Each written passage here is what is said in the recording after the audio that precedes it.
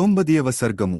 భరతుడు భరద్వాజుని దర్శించుట, శ్రీరాముని అయోధ్యకు తోడ్కుని వెళ్ళుటకై తాను వచ్చినట్లు అతడు ఆ మహర్షికి విన్నవించుకునుట. రాజకుమారుడైన ఆ భరతుడు ఒక క్రోసెడు దూరము నుండియే భరద్వాజాశ్రమమును జూచి తన బలములను అన్నింటినీ అచటనే నిలిపెను. పిమ్మట ధర్మజ్ఞుడైన అతడు శస్త్రములను ఆభరణములను విసర్జించి పట్టువస్త్రములను ధరించెను.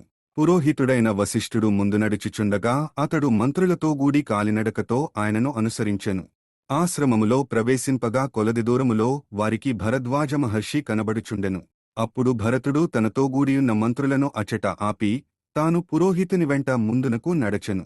ఇంతలో మహాతపస్వి అయిన భరద్వాజముని వశిష్ఠ మహర్షిని చూచి వెంటనే ఆసనము నుండి లేచి శిష్యులతో అర్ఘ్యపాద్యములను తీసుకునరండుని పలుకుచూ ఆ మహర్షిని సమీపించెను. అప్పుడు వశిష్ఠుడును భరతుడును తమ తమ ప్రవరలను గోత్రములను నామధేయాదులను తెలుపుకొనుచూ ఆయనకు నమస్కరించిరి. భరద్వాజుడు అతనిని దశరథపుత్రునిగా ఎరింగెను. పిమ్మట ధర్మజ్ఞుడైన భరద్వాజుడు వారిద్దరిని అర్ఘ్యపాద్యములతో గౌరవించి వారికి ఫలములను సమర్పించెను. క్రమముగా వారితో కుశల ప్రశ్నలు గావించెను.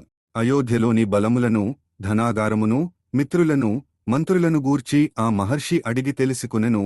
దశరథుని మృతిని గూర్చి తెలిసియున్నందున అతడు ఆ ప్రస్తావన చేయలేదు.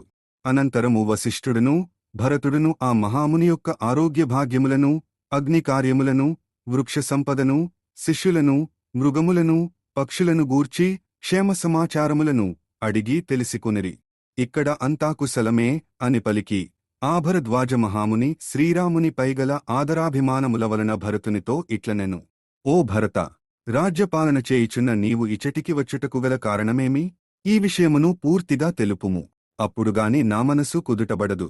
కౌసల్యాదేవి బంగారు కడుపున పుట్టిన శ్రీరాముడు ఎల్లరకును ఆనందమును గూర్చువాడు, శత్రువులను రూపుమాపువాడు. అతడు తమ్ముడగు లక్ష్మణునితో భార్యయగు సీతాదేవితో గూడి వనవాసమునకు పంపబడెను. స్త్రీ కైకేయి కారణమున నితండ్రియగు దశరథుడు 14 సంవత్సరములు వనములలో నివసింపుము అని ఆ మహాయశస్విని శ్రీరాముని నియోగించెను. తిరుగులేని విధముగా రాజ్యపాలన చేయదలచివాడవై ఏ పాపము ఎరుగని ఆ శ్రీరామునకును అతని తమ్ముడగు లక్ష్మణునకును అపకారము చేయదలంచుచున్నావాయేమి? భరద్వాజ మహర్షి ఇట్లు పలికిన పిమ్మట భరతుడు దుఃఖమగ్నుడై సంతతధారగా కన్నీరుగార్చుచు మాటలు తడబడుచుండగా ఆయనకు ఇట్లు ప్రత్యుత్తరమును ఇచ్చెను.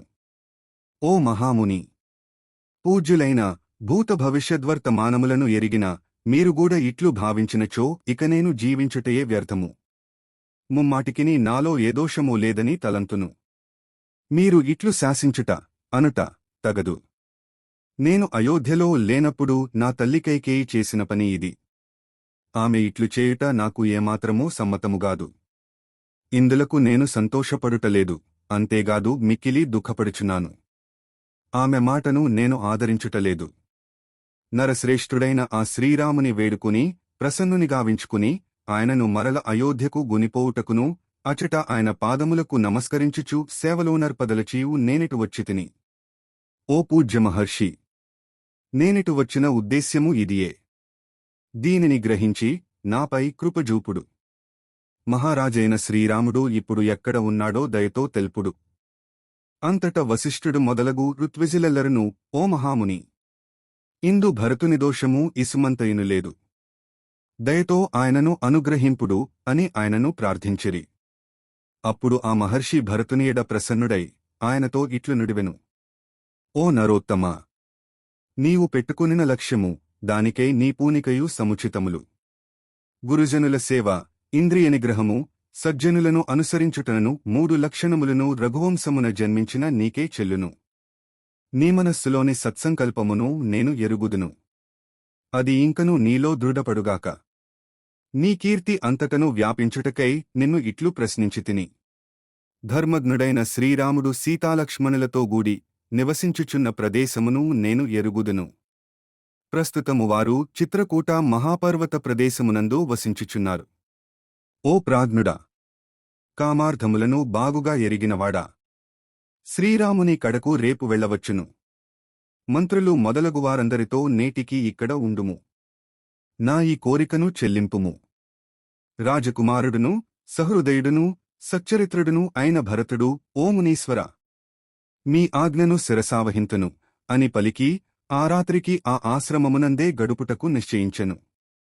వాల్మీకి మహర్షి విరచితమై ఆదికావ్యమైన శ్రీమద్ రామాయణమునందలి అయోధ్యాకాండమునందు 9వ సర్గము సమాప్తము.